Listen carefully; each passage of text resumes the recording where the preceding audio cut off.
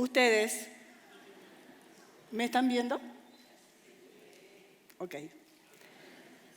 ¿Me están mirando? Ojalá haya habido alguna duda entre una respuesta y la otra, porque no da lo mismo ver que mirar. Les propongo una pequeña experiencia, cortita, no es obligatoria, los que tengan ganas. Busquen al que tengan cerca, más cerca, y sosténganle la mirada unos segundos. No pasa nada.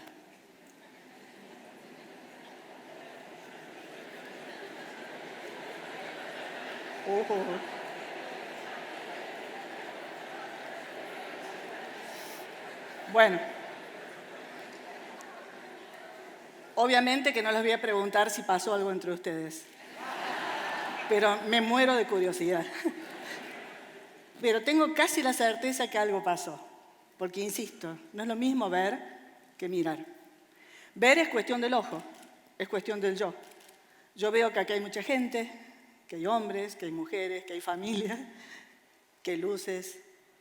Cuando miro, miro con todo mi ser, con todo mi ser. Por eso cuando un grupo de turistas, por ejemplo, está frente al mismo paisaje, solo a algunos se les escapa un lagrimón. Principito, parece que tenías razón, que lo esencial es invisible a los ojos. ¿Qué problema tiene la mirada?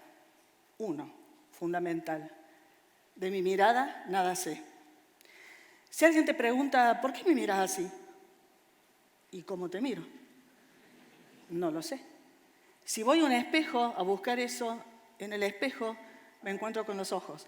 La mirada la perdí en el camino, porque la mirada se construye siempre en el encuentro con el otro. Por eso tantas historias de amor empiezan con la mirada, ¿o no? Chicos, conocí a alguien, no saben cómo me miró. Me va a hablar, Me va a hablar. ¿Y cuántas historias de amor terminan antes que el otro te diga que no te quiere más? Pero en su mirada encontrás la nada misma. Es que la mirada tiene elementos inconscientes, inmanejables. No la puedo construir. Prueben si esta noche tienen un sábado prometedor de ensayar una mirada sexy. Prueben de entrar a casa y decir, quiero tener una mirada de padre, madre, Ingalls.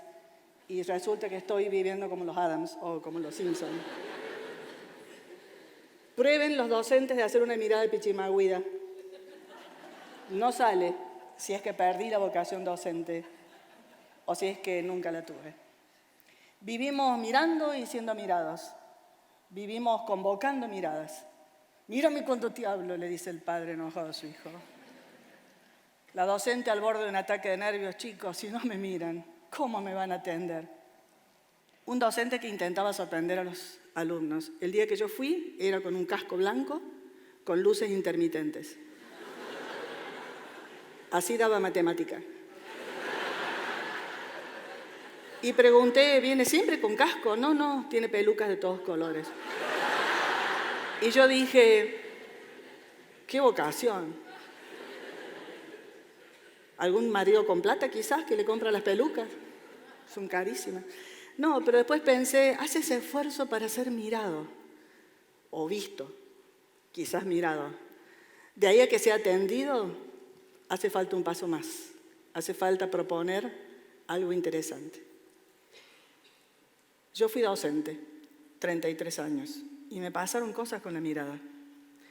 Más de 2 veces. Y en eso soy muy freudiana. Aprendí con Freud que cuando algo te pasa más de 2 veces, lo tenés que analizar. ¿Qué me pasaba? Coloquio de fin de año, se recibían de psicopedagogos conmigo, un excelente examen, un 10. Y cuando terminaba, firmaba la libreta y les decía, ¿por qué no participaron en clases si sabían tanto? ¿Por qué se guardaron este saber? ¿Por qué no lo compartieron con sus compañeras? No, profe, yo en marzo le hice una pregunta y usted me miró de una manera que yo nunca más me animé a preguntar. ¡Juá! Herida a la vocación docente. Entonces mis clases a veces empezaban así, chicos, hola, soy Liliana, tengo ojos grandes, soy hipotiroidea, parece que mis ojos son muy decidores y cada tanto paralizan a alguien que se queda sin hacer preguntas y ustedes, futuras psicopedagogos, no se lo pueden permitir Al lado del instituto hay un barcito que justamente se llama Psicobar. ¿Qué tal si nos tomamos un café y hablamos de lo que nos pasa con las miradas? Porque ustedes, futuras psicopedagogas, van a pasarse la vida mirando pacientes, padres, familias, escuelas, docentes, directivos, y no se pueden dar el lujo de paralizarse con la mirada, mucho menos que se les suspendan las preguntas, porque cuando uno se deja de preguntar, deja de aprender, y un psicopedagogo que deja de aprender es como raro, ¿no? Porque la disciplina nuestra se ocupa de eso. Vivimos mirando, vivimos siendo mirados. La tecnología empezó a entrar en nuestras vidas y ahí algo pasó. Así como les dije recién que no pueden construir una mirada, lo que les quiero decir, que las miradas construyen subjetividad, impactan en el sujeto.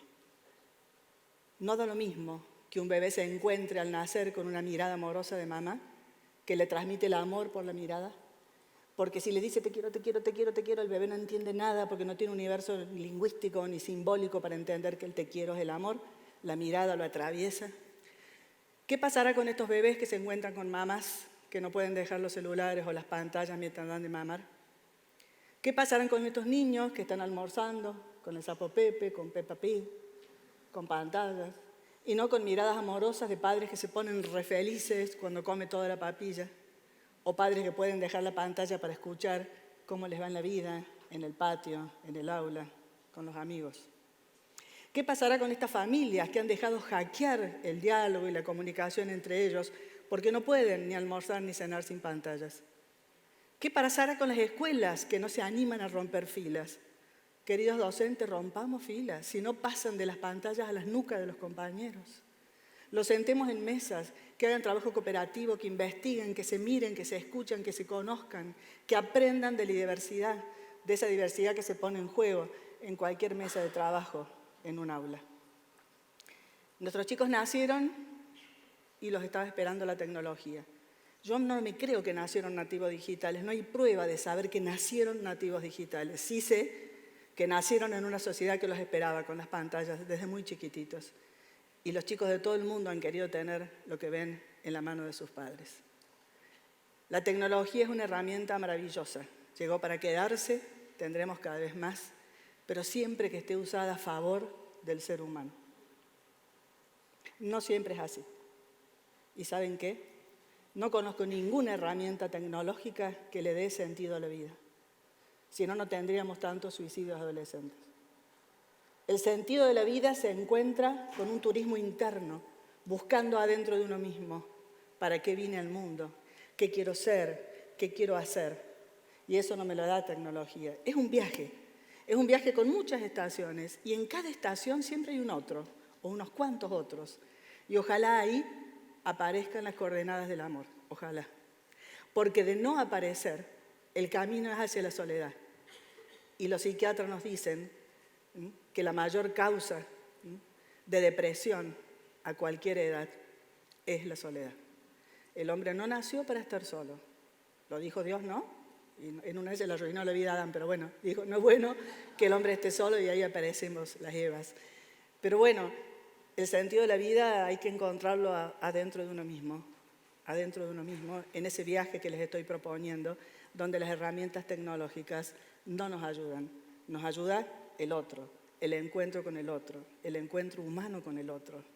La verdad que me da pena ver niños solos, me da pena pacientitos que se quejan de la soledad en el aula, de la soledad en el recreo, de que no suena el teléfono los fines de semana para juntarse en un momento de amistad.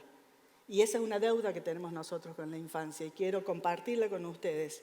Pero les quiero dejar esa deuda y al mismo tiempo una estrategia que la aprendí de la mano de un hombre con una mirada impresionante, Eduardo Galeano, el escritor uruguayo. Qué mirada y qué voz. En ese cuento fabuloso sobre el mar, donde ese nenito que quería conocer el mar le pide al padre que lo lleve, el padre lo lleva, y cuando aparece el mar en toda su inmensidad, el niño temblando le toma la mano al padre y dice, papá, ayúdame a mirar. La obligación de los adultos es ayudar a mirar a la infancia, porque el mundo es muy complejo, es muy difícil y no entra homeopáticamente como en mi época que no había pantallas. Hoy los chicos apretan un botón y les puede entrar el mundo si no estamos nosotros ahí filtrando y eligiendo por ellos. Además de saldar esa deuda con la infancia, deseo profundamente que nos reencontremos, que zurzamos esta grieta que nos separa, que no es más que el fruto de la intolerancia frente al diferente, al que piensa, al que siente, al que sueña distinto que nosotros. No nos merecemos que nos vengan quitando humanidad. No nos merecemos los ismos de la posmodernidad, el individualismo, el egoísmo, el narcisismo, el capitalismo, el consumismo, el yaísmo, el ahorismo. Todo eso nos resta humanidad. Y ustedes me dirán cómo hacemos para coser la grieta, con qué tipo de mirada. Y las miradas tienen que ser amorosas, pacíficas, inclusivas. Pero Liliana nos acaba de decir que no se pueden construir. No, no se puede. Pero si queremos tener miradas amorosas, si queremos que nuestras miradas acaricien al otro y no lo lastimen, tenemos que trabajar sobre nosotros mismos, sobre nuestro propio mundo, mirándonos, escuchando nuestro deseo, viendo qué nos falta hacer para ser felices, buscar esa felicidad, buscar ese sueño frustrado, esa asignatura pendiente, trabajar los enojos, rodearme de gente positiva y sobre todo volver a esperanzarme, porque esa es una deuda que tenemos con los adolescentes. Si nos ven desesperanzados, a ellos les va a costar mucho, mucho armar un proyecto de vida. Quisiera decir lo que decía el Tano Serrat, ¿no? Hoy puede ser un gran día para soltar la emoción, para volver a comunicarnos, para encontrarnos con la mirada. No dejemos que las pantallas hackeen los tiempos del amor. De verdad, hoy puede ser un gran día para volver a mirarnos. Es la tarea.